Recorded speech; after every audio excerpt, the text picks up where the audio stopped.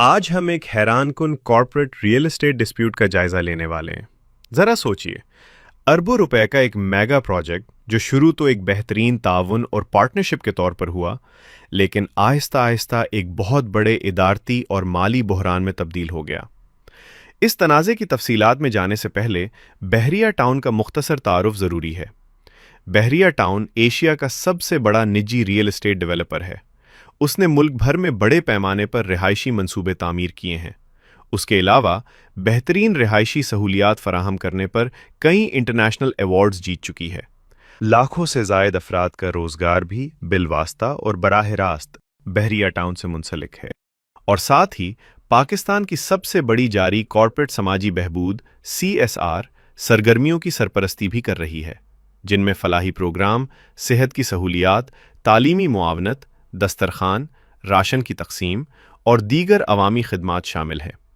اس کے علاوہ ملک بھر میں کسی بھی ہنگامی صورتحال یا قدرتی آفات کی صورت میں بحریہ ٹاؤن نے ہمیشہ بڑھ چڑھ کر ملک و قوم کی خدمت میں حصہ لیا ہے۔ یہ ڈسکشن ہے بحریہ ٹاؤن اور ڈیفنس ہاؤسنگ اتھارٹی یعنی DHA کے درمیان ہونے والے جوائنٹ وینچرز کی۔ آگے بڑھنے سے پہلے ایک بات واضح کر دوں، ہمارا آج کا یہ تجزیہ خالصتاً بحریہ ٹاؤن کی فراہم کردہ دستاویزات اور ان کے کارپوریٹ نقطہ نظر پر مبنی ہے۔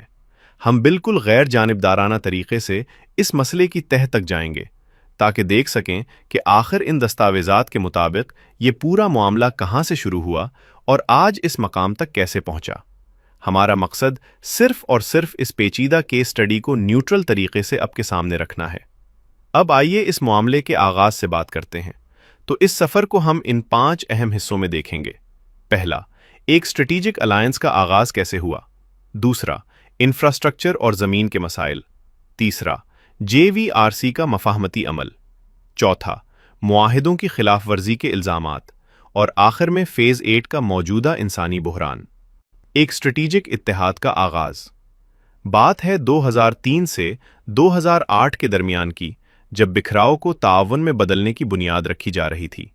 دیکھیں، دستاویزات بتاتی ہیں کہ 2007 سے پہلے کا منظرنامہ کچھ عجیب تھا۔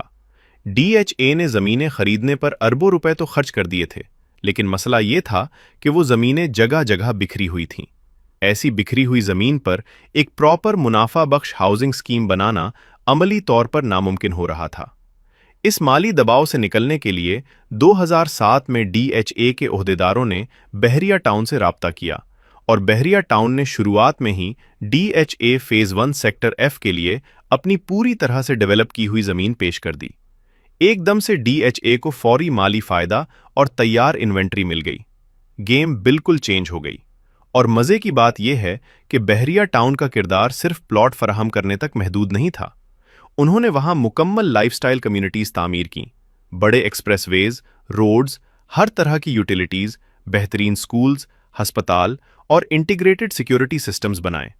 ان اعلیٰ معیار کی سہولیات نے پورے علاقے کا انفراسٹرکچر بدل کر رکھ دیا، جس کا سب سے بڑا فائدہ یہ ہوا کہ ان ریزیڈینشل ڈیولپمنٹس کی وجہ سے وہاں کی پراپرٹیز ویلیوز آسمان سے باتیں کرنے لگیں، اور تمام سٹیک ہولڈرز کو زبردست فائدہ ہوا۔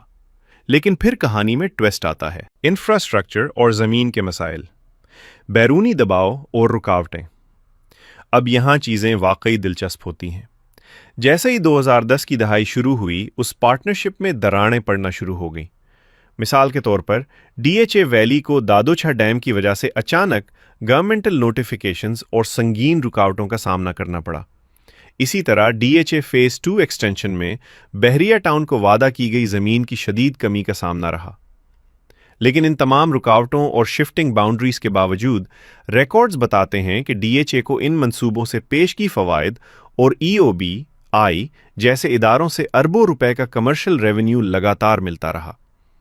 بحریہ ٹاؤن کا اس پر نقطہ نظر یہ ہے کہ تعمیرات اور ڈیولپمنٹ کا سارا بھاری بوجھ تو انہوں نے اٹھایا، جبکہ بیرونی سرکاری اقدامات اور زمین کی کمی نے ان پروجیکٹس کو وقت پر ڈیلیور کرنا انتہائی مشکل بنا دیا تھا۔ یعنی ایک طرف آپریشنل پریشر تھا اور دوسری طرف ڈیلیوری کا دباؤ۔ تو ان سب مسائل کا حل کیا نکالا گیا؟ JVRC کا مفاہمتی عمل۔ یہ 2012 سے 2018 تک مالی شفافیت کی تلاش کا دور تھا۔ ذرا اس ٹائم لائن پر غور کریں کہ چیزیں آگے کیسے بڑھیں۔ 2008 کے معاہدوں کے بعد 2012 میں ایک اہم فائنینشیل ایڈجسٹمنٹ ایگریمنٹ ہوا تاکہ مالیات کو سیدھا کیا جا سکے۔ پھر 2015 میں ایک اور سیٹلمنٹ فریم ورک لایا گیا، لیکن سب سے گیم چینجنگ قدم 2017 میں اٹھایا گیا جب جوائنٹ وینچر ریزولیشن کمیٹی یعنی JVRC بنائی گئی۔ یہ ایک بہت ضروری اور غیر جانبدارانہ کوشش تھی تاکہ پتہ لگایا جا سکے کہ اصل مالی حقائق اور حساب کتاب آخر ہے کیا، اور اس JVRC کی تحقیق سے جو عدد سامنے آیا وہ سچ میں ہوش اڑا دینے والا تھا: 81.44 ارب روپے۔ یہ فگر اس لیے اتنا ضروری ہے کیونکہ یہ بتاتا ہے کہ ان جوائنٹ وینچر پروجیکٹ سے ٹوٹل کتنی آمدنی ہوئی تھی۔ یہ کوئی معمولی رقم نہیں ہے، یہ اس بات کا واضح ثبوت ہے کہ اس پارٹنرشپ نے مارکیٹ میں کتنی بڑی ویلیو پیدا کی اور اس میگا پروجیکٹ کی حقیقی مالیت کیا تھی۔ معاہدوں کی خلاف ورزی کے الزامات۔ 2018 کی اس بڑی سیٹلمنٹ کے بعد امید تو یہ تھی کہ سب ٹھیک ہو جائے گا، لیکن اصل میں مکمل کارپوریٹ بریک ڈاؤن ہو گیا۔ ہوا کچھ یوں کہ 2018 کے معاہدے میں طے پایا تھا کہ ایک بالکل transparent joint venture management company بنے گی جس میں دونوں ادارے مل کر مالی فیصلے اور نگرانی کریں گے، لیکن بحریہ ٹاؤن کا الزام ہے کہ حقیقت اس کے بالکل الٹ تھی۔ ان کا کہنا ہے کہ انہیں فائنینشیل اوورسائٹ سے بالکل باہر کر دیا گیا، سارا کنٹرول یک طرفہ ہو گیا اور مالی شفافیت کا بالکل ہی دیوالیہ نکل گیا۔ کوئی ریکارڈ شیئر نہیں کیے جا رہے تھے۔ اگر ہم ان اہم دعووں اور شکایات کا خلاصہ کریں تو صورتحال کچھ ایسی تھی: ہزاروں پلاٹس کی فائلز جاری نہیں کی گئیں، فیز 2 ایکسٹینشن میں وعدہ کردہ زمین نامکمل تھی، DHA نے پیش کی منافع اپنے پاس روک لیے جبکہ پروجیکٹس کی تکمیل باقی تھی، اور اچانک تجربہ کار سٹاف کو یک طرفہ طور پر فارغ کر دیا گیا۔ ان تمام باتوں نے اس پارٹنرشپ میں بچے کچے بھروسے کو بھی جڑ سے اکھاڑ دیا، اور ان ساری خلاف ورزیوں، زمین کی کمی اور روکے گئے فنڈز کا فائنل نتیجہ 30 جون 2023 تک بحریہ ٹاؤن نے جو مالی دعویٰ کلیم کیا ہے وہ عدد ذرا سنیے: 1087 ارب روپے۔ یہ اتنی بڑی کلیم اماؤنٹ ہے جو ڈائریکٹلی اوور پیمنٹس اور پروفٹ شیئرز کے نقصانات کی نشاندہی کرتی ہے۔ اب آتے ہیں اس کہانی کے سب سے دلخراش حصے کی طرف۔ فیز 8 کا انسانی بحران۔ بات اب صرف کارپوریشنز تک محدود نہیں رہی۔ بحریہ ٹاؤن کی دستاویزات کے مطابق جون 2026 میں ایک انتہائی سنگین واقعہ پیش آیا۔ سرکاری اور متعلقہ اداروں کے نمائندے بحریہ ٹاؤن راولپنڈی فیز 8 کے آباد علاقوں میں داخل ہو گئے، اور دھیان دیجیے، یہ کوئی خالی زمینیں نہیں تھیں، یہ وہ ایریاز تھے جو سالوں سے بحریہ ٹاؤن کے کنٹرول میں تھے، جہاں مکمل ڈیولپمنٹ ہو چکی تھی۔ بغیر کسی حتمی عدالتی فیصلے کے ان آباد علاقوں میں باڑ اور رکاوٹیں کھڑی کر دی گئیں، اور یہاں آ کر یہ بات سمجھنا نہایت ضروری ہے کہ یہ اب صرف دو عظیم اداروں کے درمیان زمین کا جھگڑا نہیں ہے۔ اس واقعے نے عام عوام کی زندگیوں کو ہلا کر رکھ دیا ہے۔ یہاں ہزاروں پلاٹس عام لوگوں کو فروخت ہو چکے ہیں، فیملیز اپنے گھروں میں رہ رہی ہیں، وہاں سکولز ہیں، ہسپتال ہیں اور چلتے ہوئے بزنس ہیں۔ عام لوگوں نے اپنی ساری زندگی کی جمع پونجی یہاں لگائی ہوئی ہے۔ ایسے اچانک اٹھائے گئے قدم سے نہ صرف لوگوں کا تحفظ خطرے میں پڑ گیا ہے، بلکہ وہاں کی ایمرجنسی اور سیوک سروسز بھی شدید متاثر ہوئی ہیں۔ اپنے اس ایکسپلینر کے آخر میں آپ کی توجہ بحریہ ٹاؤن کی اس لائن کی طرف دلانا چاہوں گا جو اس پوری کشمکش کا نچوڑ ہے۔ ان کا مطالبہ صرف ڈیو پروسیس اور شفافیت کا ہے۔ کہتے ہیں کہ انصاف کا تقاضا یہ ہے کہ کسی بھی عدالتی فیصلے سے پہلے کوئی ایسا قدم نہ اٹھایا جائے جس سے عام عوام یا تھرڈ پارٹی رائٹس کا ناقابل تلافی نقصان ہو۔ اپیل کے مطابق معینہ نقصان کی تمام ذمہ داری صرف بحریہ ٹاؤن پر عائد کی جا رہی ہے، جبکہ منصوبے متعدد شراکت داروں پر مشتمل تھے۔ دستاویز کے مطابق اس نقصان کی وجوہات میں انتظامی تاخیر، منصوبہ بندی کے مسائل اور مختلف فریقوں کی ذمہ داریوں کی عدم تکمیل شامل ہے۔ دستاویز کے مطابق 2003 میں منصوبوں کا آغاز ہوا تو بحریہ ٹاؤن اس جوائنٹ وینچر کا حصہ نہیں تھا۔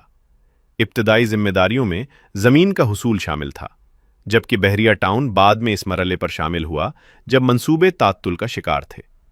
اپیل کے مطابق بحریہ ٹاؤن نے بعد ازاں زمین کی خریداری، ترقیاتی کاموں اور انفراسٹرکچر پر بڑے پیمانے پر سرمایہ کاری کرتے ہوئے منصوبوں کو تکمیل کی جانب بڑھایا۔ अपील में दर्ज आदाद व शुमार के मुताबिक डीएचए एक्सप्रेस वे से डीएचए को 15.76 अरब रुपए की कमर्शियल आमदनी हासिल हुई। डीएचए वैली से 4.5 अरब रुपए का एडवांस मुनाफा हासिल हुआ। डिफेंस फ्लॉज का मुकम्मल तैयार शुदा रिहायशी मंसूबा डीएचए के हवाले किया गया। 2018 के बाद डीएचए ने जॉइंट वेंचर से 31 अरब रुपए से जायद वसूल किए। इसके अलावा बहरिया टाउन की जानिब से जारी करदा अपील में मुताद्दिद प्रोजेक्ट्स की एक जामे फहरिस्त दी गई है, जिससे दीगर फरीक़ैन ने मुनाफा हासिल किया। इसी अरसे में बहरिया टाउन ने मज़ीद 13 अरब रुपए की सरमायाकारी जारी रखी। अपील के मुताबिक इन तरक्याती कामों के नतीजे में हासिल होने वाले असासों की मौजूदा मार्केट वैल्यू खरबों रुपए तक पहुंच चुकी है। अपील में दावा किया गया है कि मुख्तलिफ मामलात में यकसां उसूल इख्तियार नहीं किए गए। दस्तावेज के मुताबिक डीएचए ने ज़मीन तकरीबन 1 लाख रुपए फी एकड़ में हासिल की, जबकि बहरिया टाउन ने इसी नोयत की ज़मीन तकरीबन 2 करोड़ 70 लाख रुपए फी एकड़ में खरीदी। इस रेफरेंस में सुप्रीम कोर्ट के फैसले में यह भी लिखा गया कि जज साहिबान के इल्म में लाया गया है कि डीएचए और दीगर हाउसिंग सोसाइटियों को भी सरकारी ज़मीन कम नरखों पर अलाट की गई है, तो इंसाफ का तकाजा है कि इन मामलात का भी इसी मेयार और इसी पैमाने पर जायज़ा लिया जाए और इस मकसद के लिए चीफ जस्टिस अस खुद नोटिस लें।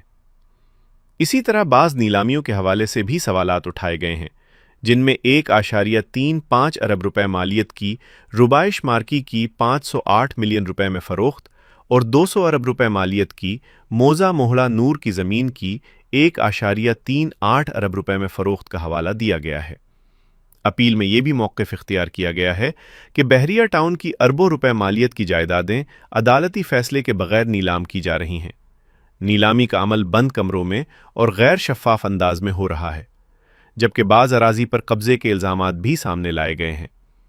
बहरिया टाउन का कहना है कि इसके कई अहम मंसूबे भी मुंजमद किए जा चुके हैं और उन्हें नीलामी के लिए पेश किया जा रहा है, जिनमें पाकिस्तान की तामीरी तरक्की की पहचान, बहरिया आइकॉन टावर कराची, जो कि पाकिस्तान की बुलंद तरीन इमारत है, को भी मुंजमद किया जा चुका है। माल ऑफ इस्लामाबाद ब्लू एरिया के साथ बहरिया टाउन कॉर्पोरेट ऑफिस 1 और 2 की नीलामी के भी इश्तिहारात जारी कर दिए गए हैं।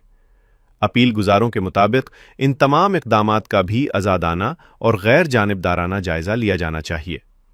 इस अपील का मरकज़ी मौक़िफ़ ये है कि अगर एक जॉइंट वेंचर में 4 पार्टनर्स हैं तो सरमायाकारी, तरक्याती ज़िम्मेदारियाँ, मुनाफा और असासों के साथ एहतिसाब भी सब मुश्तरका होने चाहिए।